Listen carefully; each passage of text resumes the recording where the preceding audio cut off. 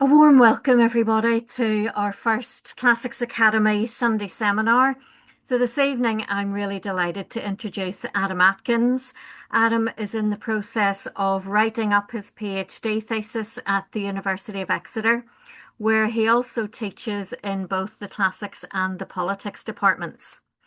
Adam's thesis is on Athenian identity in the classical period and takes aim at how much modern scholarship is centered on the Athenian citizen as its unit of analysis.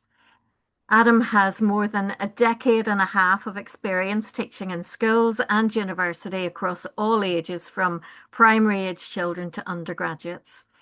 So, without further ado, I'll hand over to Adam. His talk is entitled "Who Were the Athenians Really? Identity, Identity Politics, and Identitarian Discourses in the Classical Polis." Adam, over to you. Thanks, Helen. Just before I carry on, can you see my whole screen or just that PowerPoint? Just the PowerPoint? Just the PowerPoint, yes. Great. Any notes to myself would be boring for you all to have to look at.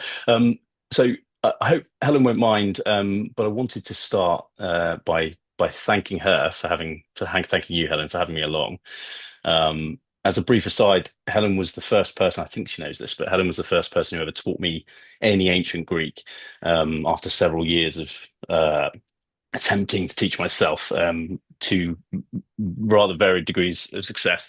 Um, and although you probably won't remember this, Helen, the sessions we had together ended up descending into what I thought were fascinating discussions about etymology, links between English and ancient Greek. And these sessions with Helen really helped kindle my love of the language. And I implore you, and she hasn't asked me to say this, but I implore you, if you haven't already, to start learning Greek or Latin with Helen and the team. Never too late or early. And it just might be the start of something beautiful. If you have already started, then carry on. Now, on with the talk. This photo here is one of my favorite photos I've ever taken in Athens. It's from the summer of 2024, and if you heard about Athens that year, it was super hot, 40 plus degrees every day, wildfire alerts once or twice a day on the phone, which is sad.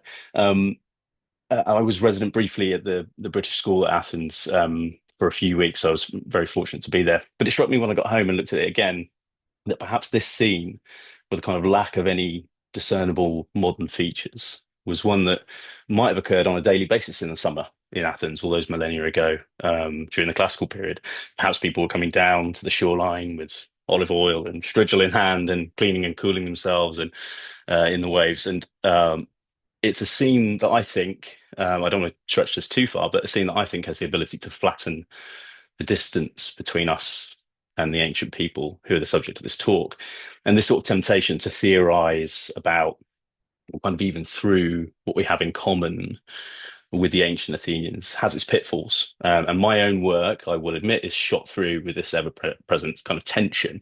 And I encourage you to bear it in mind over the next half an hour or so, and to, question me on it at the end, if you feel the need. Now, as you may have gathered already from that photo, much of this talk will just be an excuse for me to share photos of the time that I'm lucky enough to have spent in Greece for work. But I'll try not to be overly indulgent. So, my kind of argument here, and this is, I've tried not to make it hyper academic because I would like you all to stay awake. But here's the argument I'm going to try to kind of make. We use citizenship status as a proxy for Athenian identity. This is because I think that that's what a lot of their literature suggests. So it's not an entirely invalid claim, but it's also because we kind of retroactively focus on the features of their world that are recognizable to us. This is not the fault of any one academic. It's systemic. It's influenced, I think, by who is writing, but also where and when we're thinking about these issues. The reality is that citizens in Athens constituted a minority of the polis. So with this narrow focus, we're missing much of what it must have meant to be an Athenian, outside of the kind of narrow paradigm of citizenship. In my academic work, I use some pretty dense modern social science and social theory to approach this issue. So for the sake of today's talk, again, mainly because I'd like you to stay awake, I'll try to frame it kind of in a brief anecdote from modern day Greece, which I'll come on to shortly. It will be a somewhat simplistic way of approaching an issue that's as complex as identity construction or formation, but it should serve as a half decent way into the text that we're going to look at. Um, so obviously, there are always some problems in taking an academic argument with all the more dry elements that are involved and attempting to present them in a more interesting light. So please, as I said, if you spot inconsistencies, have questions or comments, add them into the chat as we go, and we'll come back to them at the end, or note them down, and hopefully we'll have plenty of time for discussion. Certainly, I'm happy to stick around a bit if that's desirable. So, um, as Kostas Vlassopoulos says here, modern scholarship has been and still is to a large extent really focused on the centrality of the Athenian citizen. So my contention with Vlassopoulos is, and others, is that we have a polis-centered view of classical Athens. And if you'll allow me just a brief foray into slightly more academic, slightly self-indulgent moment, in my work, I call this approach methodological policism. I'm suggesting that we look back and see the city-state or the polis and all its various institutions as central to our understanding of these ancient peoples we're interested in. I call it methodological policism, partly because in academia, everyone loves an ism. Absolutely go mental for an ism, but also because it's not a dissimilar phenomenon to one from political theory known as methodological nationalism, which is essentially where theorists and anthropologists take the modern nation state as their framework for analyzing other countries and cultures. And this leads to all sorts of intellectual errors, as well as having some pretty dire outcomes for real people in the here and now. So this is that first moment, one of the first moments where I'm going to ask people if they either want to put in the chat or say out loud who they think this strapping chap is. Does anyone know? Let's see if anyone either calls out the right answer. Yes, Pericles. Isabel. Yeah, Pericles. nice and easy. You guys know. I should have scaled this up a little bit, I think. Pericles. Yeah, it is. He here in the Corinthian helmet, as he so often depicted, the idealized Athenian citizen and strategos. We'll return to Pericles a little bit later and hopefully sort of destabilize this notion of him somewhat. But here you can see him pictured in a Roman copy of an earlier statue that reportedly stood on or near the Acropolis. Now, the Athenian Acropolis, that is. Pericles himself is responsible for a big change in Athenian law that many of you will know about. And is of interest to anyone who studies classical Athenian society. So in 451, 450, a law was passed that declared that Athenian citizens had to be descended from two Athenian parents. Prior to this, it was possible for an Athenian citizen to only have a citizen father. And it's possible that this change in the law was in part, some scholars have suggested, a response to a large demographic change or large demographic changes that occurred throughout protracted conflict with the Persian Empire. Essentially, that Athenian society may have become substantially more diverse during this period, and that therefore a tightening of laws that dictate who gets to participate and who has the rights and responsibilities that come with citizen status was kind of necessary. Now, that I assume you'll know who that chap is as well. Aristotle. It's all well and good my claiming that we have this polis-centered view, but just where does this come from? Is there some validity in it? Well, it comes from both the text that we have inherited, the excellent text that we've got, and our modern interpretations of this text. In the Politics, this is a famous line in which Aristotle says something like a citizen is simply defined by nothing else so much as his or he doesn't actually say their ability to participate in judicial functions and political office. Now, read in isolation, this belies a great deal of argumentation and nuance, both prior to Book 3 in the Politics and subsequent to it, and also in to Ethica in the Nicomachean Ethics. But this simple definition might be responsible for a lot of our understanding, or perhaps misunderstanding, as we'll go on to see, about what a citizen even was in the ancient world. Justina Bloch, who is a sort of foremost scholar in this area, has suggested that modern interpretations of just this sentence might have been responsible for a lot of the emphasis on the male as citizen, because only males could hold the offices that Aristotle is discussing here.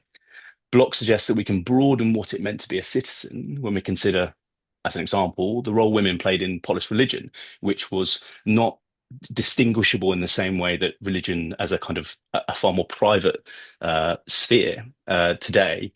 It's not distinguishable in the same way from politics as perhaps religion is today. In fact, the word religion itself has too many modern connotations to be in any way kind of an equivalent translation of what was going on in the ancient polis. This is a welcome contribution because it obviously broadens who gets to take part, but it still centers the citizen as its unit of analysis. It still suggests that the citizen and the polis are these sort of inseparable and reflexively defined entities, and that others are less worthy of our attention.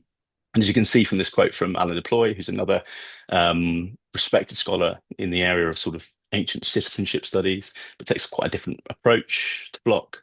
You can see that he seems to be, at least in this quote, there's broader context in this bit of work, but from this quote, read together with the earlier quote from Kostas Vasopoulos, that there is this chasm between the in-group of citizens and others in our interpretations of the extant texts. Now, does anyone know if we've got anyone from North America or just any enthusiasts of American sport? Does anyone know who this is? I don't know if I can get the chat. Let's see if anyone knows this one. Yeah, really, you've got it. Yeah, this is the incredibly successful basketball player, Giannis Antetokounmpo. Now, I happen to be, despite being a short, chubby British guy, a basketball fan and someone who's played a lot. And Giannis Antetokounmpo's case, the issues of his identity personally and by status are kind of interesting, and I think give us a way in to thinking about ancient identities and to thinking about the slightly more uh, theoretical elements. Sorry, to leave out the slightly more theoretical elements, we can kind of use his case as a bit of an anecdote.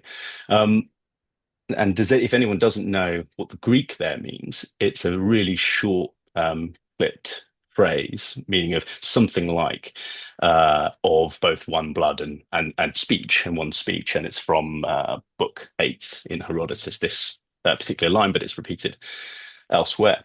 Now, I was challenged recently in a conversation quite unrelated to the ancient world with a Greek person that Yannis Antetokounmpo is not in fact Greek.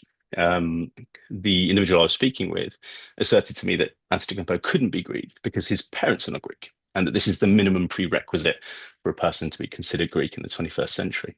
They went further and asked me to look up what the term jus sanguinis means, the right of blood, and how it relates to modern Greek citizenship law.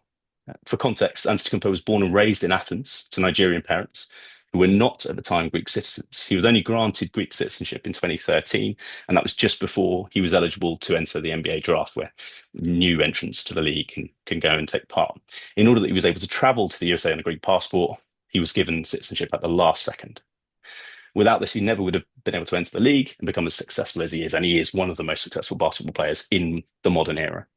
Now, Antetokounmpo's parents were actually granted citizenship well after him in 2017, an event that obviously contrasts the way the laws of descent in the classical polis would have worked, as you now, and you probably already were familiar with. I'm going to just give you a really quick quote from a conversation that Antetokounmpo had with the sports network ESPN, where he's elaborating further on his identity as a Greek Nigerian. He says, "People don't call me the Nigerian freak. They only call me the Greek freak." That's his nickname, the Greek freak, because of his incredible athleticism, which I think you can get a glimpse of from that wonderful picture of him. I'm both. I was born and raised in Greece. I understand the Greek culture. I speak the language. I know the history. I know the same things about the Nigerian culture. I'm not just one thing. You cannot tell me what I am. When you're young, it might bother you. You're not Greek enough. There's no way. Your parents are Nigerian. You don't have the same skin as us. Going to my Nigerian friends in the African neighborhood in Athens, you're not Nigerian enough. Do you understand Yoruba? Do you understand Igbo? I don't, but it doesn't stand in the way of where I'm from. Now, Ansgar here is articulating a struggle for social recognition of the complexity of his heritage and nationality. Having won the struggle over his legal status as a citizen of Greece, it's clear that this change in status is not alone sufficient for either Antetokounmpo himself nor for the society around him to define his identity. He references issues of culture, language, descent, place, skin color, and both his own sense of his identity and the views of his identity and status that people from the community around him might have. In so doing, he gives us something of a practical, kind of common sense notion of what the terms identity and status mean, how they're interrelated, and how they differ. This notion of identity construction is a kind of light touch way, as I said at the start, to think about how my own work approaches the past. So do try to carry it with you as we look at some ancient texts and get back to where we should be. Now, I did say that I would be slightly self-indulgent with some of the pictures. This, of course, is not a picture of Athens, but it's absolutely gorgeous, and it's from that summer when I was there, and I was lucky enough to see a performance of Iphigenia and Aulis, yeah, you can get a glimpse of how wonderful it was there. Um, a question then. So, does anyone have any kind of idea? No chat GPT 5 allowed or Googling. Anyone have any kind of idea of roughly what the population of Athens was during the classical period and roughly what the population of citizens might have been? Stephanie, is basketball a Greek sport? It is actually, yeah, quite a few good Greek players. 50,000? 120,000 to 300,000, is that really you saying? Not bad. Any more? Anyone else want to have a guess? These are not wildly out of kilter at all. 120 and 30,000 is what you're saying, aren't you? Really? So Hansen, who is sadly is not with us now, passed away a few years ago, one of the foremost scholars on kind of ancient demographics, suggests that the total population of Athens, that will be Attica, that will include the demes and villages around, would have been somewhere between 75,000 and 200,000. And the citizen population during a slightly extended period, sort of up to about 309 BCE. It's not clear to me why he uses that as a cutoff, but he does explain it. Somewhere between 20 and 40,000. So a crude use of the numbers from these two studies gives us a kind of range of somewhere between 20 and 30% of the population of Athens at any one time during the classical period being citizens. These numbers obviously are very approximate and a significant kind of degree of error has to be allowed for. But we can tentatively say the citizens likely made up a minority of the population of the polis during the classical period. Therefore, any body of scholarship that uses citizenship as a proxy for Athenianness is leaving out a great deal of the population. So might we instead expect to find that identity in the classical polis was a bit less clear cut than being reduced to status? In the constitution of the Athenians, pseudo Xenophon, or the old oligarch, if you prefer, tells us this about Athens. So I'm not going to read it out for you, but for him, walking through Athens at some point in the back half of the 5th century BCE, there was little easy distinction to be made between citizens and metics, or slaves and freedmen. There was, however, he may have felt about it, and we get a kind of glimpse from his writings how he felt about democratic Athens. There was a distinct similarity between these apparently very different groups of inhabitants in the classical polis. The people of the city had roles to play, regardless of their citizenship status, and were accordingly treated with a degree of fairness and equity that may have been jarring to those from outside the polis. It was truly cosmopolitan. It was a cosmopolis to an extent. And as we get from some of his writings, Pseudo Xenophon may have felt slightly sort of startled by this. But if there is a degree of equity and freedom of speech, if it's difficult to tell apart the people by their status as you wander through the Agora in 450 or 470 BCE, why the focus on status as we attempt to gain a picture of this ancient society? Before we move on to the first text that we're going to look at length, this time from Demosthenes, I wanted to preface it with a short quote from Yasina Block, who I introduced earlier, and obviously another picture from my time in Athens. I'd be interested if people know which temple that is in the Agora. It's probably my favorite temple, I think, in Athens, if I'm honest. Um, Block's one of the more established scholars in this part of our field, and she has this to say in her most recently published work, which I'm currently reviewing, and that'll be out later this year, which I'll hopefully share with you through Helen. And this quote falls firmly into the tradition identified by Vlasopoulos earlier. The suggestion is that status and identity as an Athenian citizen was inviolable. It was essential. It was essential. It was an essence. Um, and please do bear this notion in mind from Block, from one of the foremost scholars in this area, as we go on to read Demosthenes. So, as you may know, and I apologize if this is triggering to anyone, perhaps feels less triggering to me all the way across the Atlantic, seeing hats like that. This was ChatGPT 5 did help me out with this one, I confess. Demosthenes, as you may know, was a famous orator who studied under Isius and became a speechwriter at some point in his 20s or 30s. And in 346 to 345 BCE, I don't know if we have, Helen, your colleague Kerry Phelan, I wrote an incredible thesis on this. I don't know if Kerry's here, but she wrote an incredible thesis on this. And I've been lucky enough to read cover to cover. And in 346 to 345 BC, there's something called a diapsepsis. Uh, in this case, a polis-wide review of the citizen registers for all demes in Attica based on parentage. This doubtless resulted in the loss of status for a great many people, of citizenship status, who until very recently had been citizens. A scholar called Fisher from 2023 suggests that there is a rising sense of anxiety about foreigners in Athens who may be masquerading as citizens at around the time that Against Eubulides is written, which is the text we're going to look at. And that's kind of that flattening that I've fallen into here of between us and the ancient world. I make no apology for, but perhaps if you feel like you want to challenge that towards the end, I'd be happy to hear that. Uh, so in this text that we're going to come on to, which I think has arguably been a little bit underappreciated, Demosthenes is writing for a man called Euxithius, against Eubulides, that's the name of the text, who seems to be responsible for Euxithius losing his citizenship status through the loss of his membership of his own deme, his village of Halimus. And interestingly, this is also the same deme, the same village that Thucydides was from. And as I found out whilst I was prepping this talk, only yesterday, when I was just finishing off a few slides, it was located at modern day Alamos, which is where I took this photo from that I started the talk with. And I didn't know that at the time, but that is on Alamos Beach, which is one of the beaches you can get to relatively easy from the middle of town. I'm also doubling as a tour guide today, it turns out. So here's the first quote from this text. It's worth saying Euxithius is taking a huge risk in appealing against his loss of citizenship status in this text. At the very least, he stands to lose all of his property and possibly have to go into exile outside of the polis.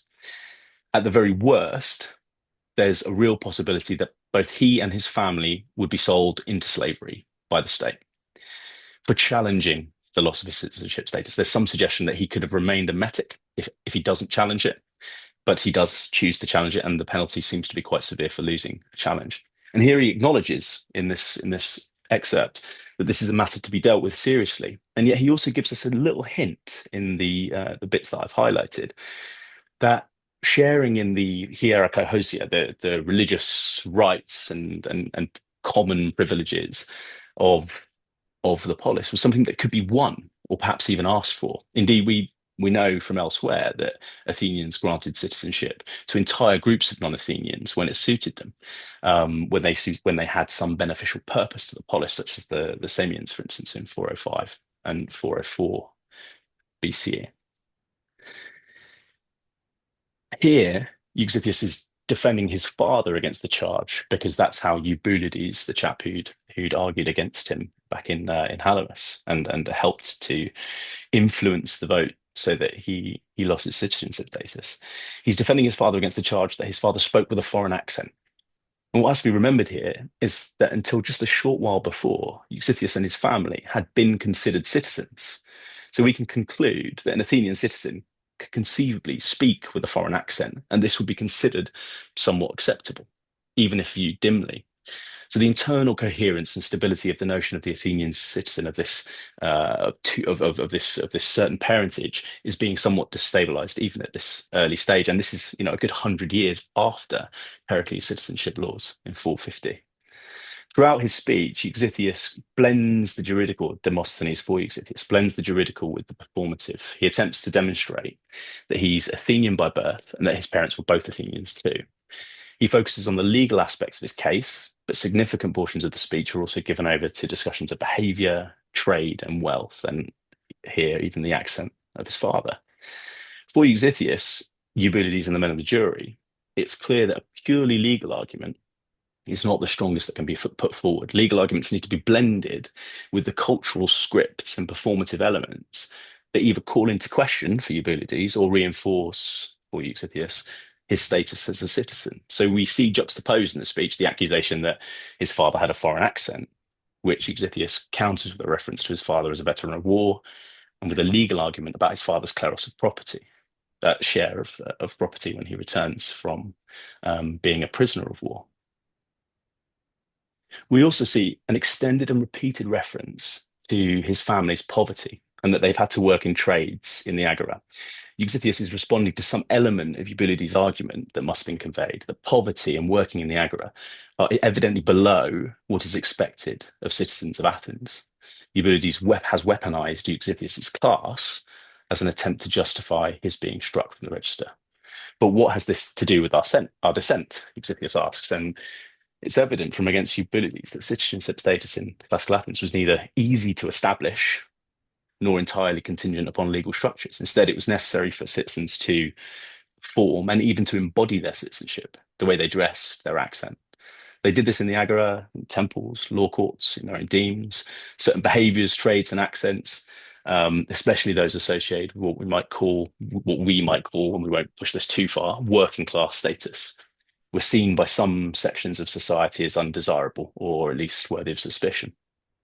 When the Demos was anxious about a rising population or excessive cosmopolitanism, as Fisher notes above, we might even see weaponization of identitarian discourses that are not super dissimilar from ones we're familiar with in the modern context, hence the MAGA hat earlier, which I apologize for again. So we can begin to discern, in however small a manner, what it might have meant to be both a citizen of Athens and working class tradesman in this period. Euxithius defends his family's apparent meager means against what happens to be appears to be a kind of classist claim that poor market traders are not likely to be or are not desirable as citizens of Athens. If we assume that Eubulides' characterization of market traders does represent some broadly understood cultural truth, which it must do in order to win the vote that it did, then we also get some sense of the insecurity that must have been felt by the average Athenian citizen who found themselves trading amongst metics and foreigners and slaves even in the Agora and elsewhere. And moving on from notions of Athenian identity, I want to look at how Athenians and other Greeks from broadly the classical period could put to use their collective identities, either as Athenians or Spartans, as we'll see, or as Greeks in some broader collective sense when they thought this was necessary. I should point out here, for anyone who's slightly more into the slightly more academically minded, I am not suggesting for 1 second that everything that's written in Herodotus is trustworthy as some sort of factual historical event. That would be a pretty extreme and difficult position to hold up. But instead, that Herodotus is telling us something about how Athenians, Spartans, and indeed Greeks more broadly thought about themselves during the classical period. So in book 7 of the histories, I'm sure many of you have already read this, but and know this, but for anyone who hasn't, I'll briefly outline it.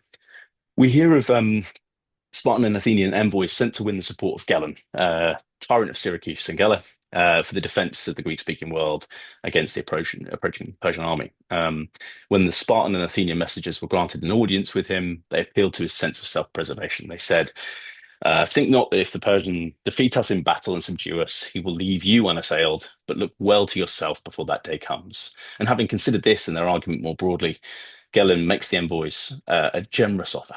He says he will provide a great many ships and men, as well as provisions for all of the Greek army until the invader is defeated. He was clearly a man of exceptional means.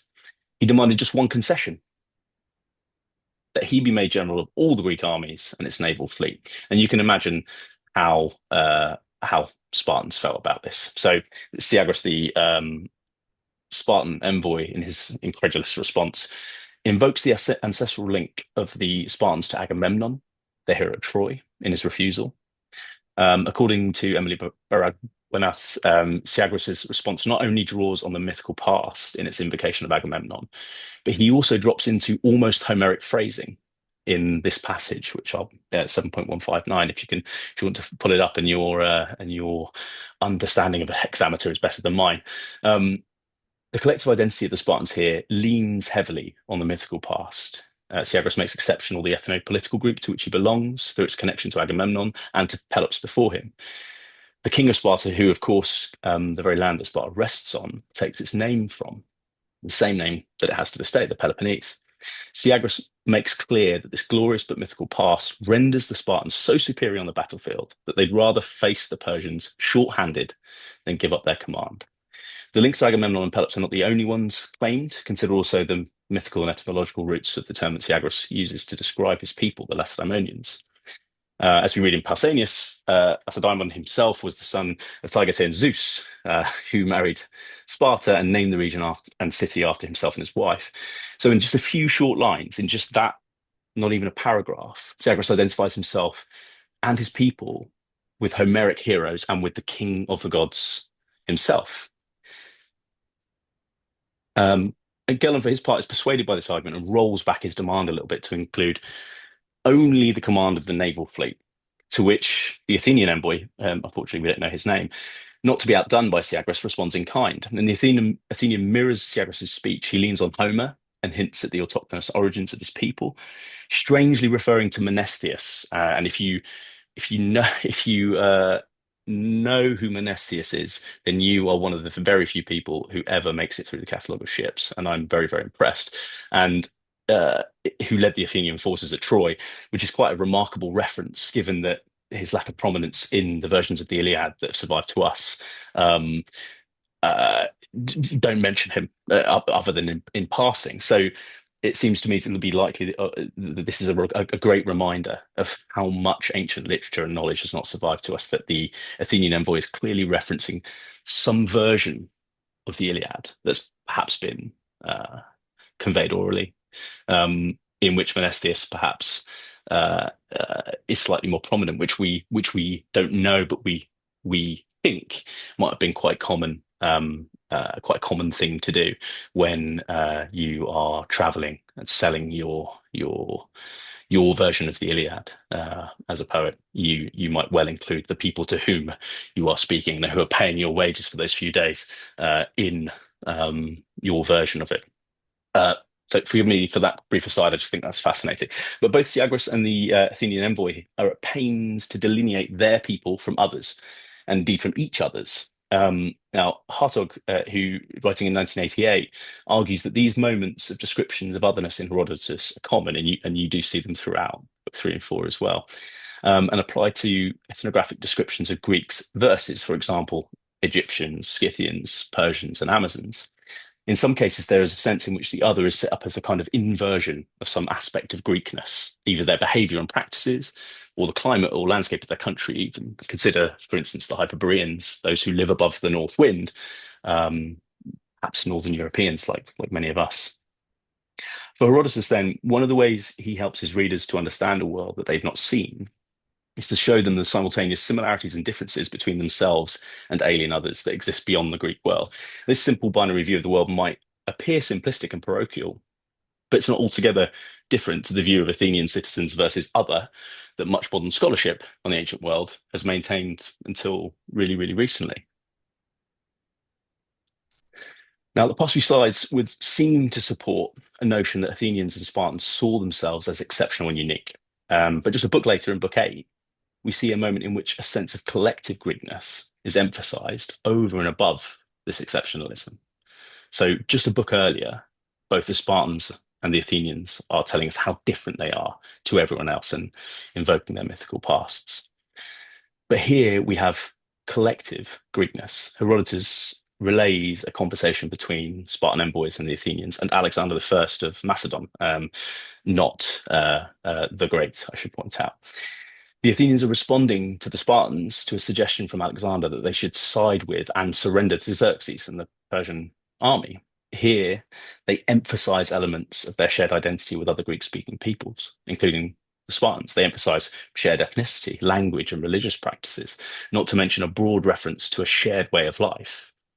So Herodotus here shows us an instance in which an Athenian identity can be subsumed under a broader Greek identity, an identity that's constructed socially in the immediate context here, through reference to some form of cultural script that borrow from an implicit and assumed common understanding of ethnic, linguistic, and cultural truths. So we can glimpse between the Athenians and Spartans a shared set of cultural and mythological references, which they implicitly agree they can refer to when attempting to define either their own sub-Greek identity or some pan-Greek speaking people's identity. We get a glimpse of Athenian identity as dynamic, context dependent, and socially contingent, much the way our own social identities and our own collective identities are formed in a similar way to which they're formed. The Athenians are reaching for something called strategic essentialism, but they change the essence being emphasized to suit the context. At one point, it's their Athenianness that's central, defined by their autochthony and their unique mythical past, their naval strength, even. Next, it's their Greekness, defined by shared blood and speech, shared with a great many others who are not Athenian citizens or those who dwell in the Athenian polis. Uh, Finally-ish, we will return to Pericles, that revered Athenian strategos and author of the citizenship laws we heard about earlier. According to one source, Plutarch's Lives, Pericles specifically, Pericles later had a son by Aspasia, his Metic wife, who became his only surviving son because of a series of misfortunes. And Pericles, having created the law of 451 to 450 BCE, as many of you probably already know, reputedly had to go back to the people of Athens and ask for citizenship to be granted to his non-Athenian son. Now, this is the sort of ironic twist that Plutarch absolutely loves, and he is, of course, writing much later. But even if we, and he is the only source that tells us this, but even if we put that aside for 1 minute, it's interesting, isn't it, that Pericles is lampooned like this by a much later source. It says something about him at the very least, and the type of Athens he was trying to bring about in that law, and that irony is perhaps invoked for that reason. If it's completely fabricated, fine, but it will still be interesting for the fact that Plutarch thinks to tell us about it. Now, contemporary with Pericles himself, or at least closer in time, he's also mocked brutally for his policies and even the shape of his head. In Acharnians and Peace by Aristophanes, in fragmentary texts by Cratinus, he's mocked with various jokes about the size, shape, length of his head. There are various epithets he's called on a kind of a pun on Zeus, the cloud gatherer. He's called Pericles, the head gatherer. It's a kind of loose translation of the way he's referred to. He's also mocked in at least one philosophical text in Plato's Menexenus, where a speech that closely mirrors his famous funeral oration, which we read in Thucydides, is sort of reputedly written by Aspasia, his Metic wife, and that would have been very likely an incredibly deep insult at the time, although we wouldn't regard it an insult today. And in fact, if you take a second look at this statue, which is modeled on the earlier Greek one, as far as we know, you can see that the helmet is in fact hiding that slightly odd-shaped head. The hair that just juts out through the eye holes it is way too high for what we might consider a normal, quote unquote, normal shaped head. So there may have been some factual basis for these slightly crude jokes, but if not, then this sculptor is continuing to mock Pericles for that shape, and indeed he could have chosen not to include the hair in the eye holes, and it wouldn't have made that sculpture any the less for it. Now, none of these facts or stories does much to further advance my argument on firm intellectual grounds, but perhaps if even the most famous and revered of Athenian strategoi was not above mockery, this also hints at something like the flattened social structure that we saw referenced earlier in the old oligarch, pseudo Xenophon, I referred to him as. And then finally, obviously not from Athens, but probably one of my famous, my most favorite temples of the ancient world. Some of my conclusions, and you'll forgive me for slipping slightly into a little bit more jargon here, but these are sort of the conclusions of my doctoral thesis. So I've allowed them to include a few more jargony bits. I won't read them out to you. You can read them at your leisure, and instead, 7:42, which I think is about on time, I will stop speaking. Thank you. Thank It's you quite very brutal. It's much quite brutal indeed, presenting Adam. and not hearing clap. Because of the notion that because of Teams, and I've never presented like this, but I can see clap, and that's very, very kind. Thank you.